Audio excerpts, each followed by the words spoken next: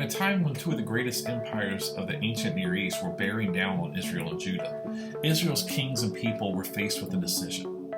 Would they trust the holy way that Yahweh had invited them into when he called them out of Egypt? Would they believe that the Holy One of Israel could deliver them from the power of the kings of the nations? Or like the nations, would they seek the protection of horses, chariots, armies, idols, and alliances? Would they be a holy nation by trusting in their unseen king, or would they trust in a king that they could see? It's during this time that the prophet Isaiah delivers his message. As King Ahaz seeks protection under the wings of the Assyrian Empire, Isaiah exhorts him to stop trusting in man.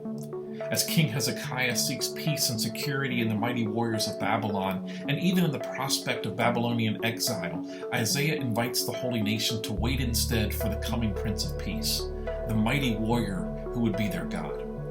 This God, Isaiah said, would establish his kingdom not through human might or political savvy, but through righteousness and justice.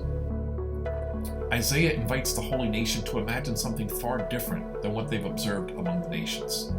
But this invitation becomes a stumbling stone for the nation Yahweh had called to be holy.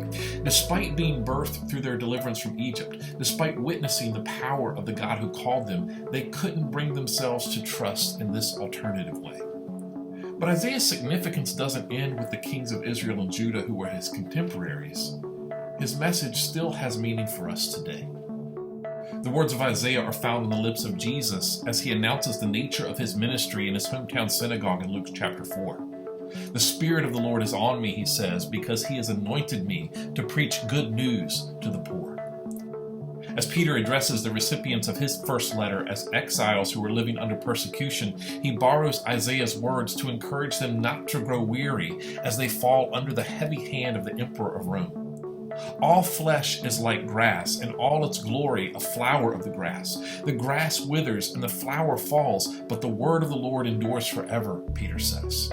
His words are borrowed from Isaiah 40, where Yahweh announces his supremacy over the nations and their kings, and reminds the holy nation that those who wait for him will have their strength renewed. Just a few verses later, Peter quotes Isaiah's words again to form the context of what it means to be a holy nation.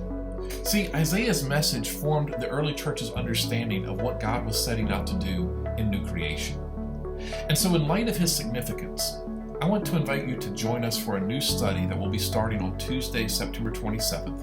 We're going to take 10 or 12 weeks to get familiar with the context of Isaiah. We're going to talk about the specific circumstances that were taking place among the kings of Judah and Israel during his time. We're going to examine how Isaiah's message addresses the circumstances of the kings and people of Israel and Judah in his time.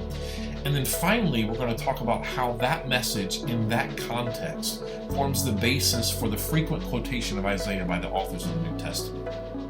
We're going to set out to discover how Isaiah's message forms our understanding of the gospel, and what it means to be the holy nation in the time of the New Testament and in our time. If you want to be a part, let us know by sending an email to Mike McGee at mpmcgee76@gmail.com. Again, we'll start on Tuesday, September 27th at 6:30 p.m. We hope you'll decide to join us.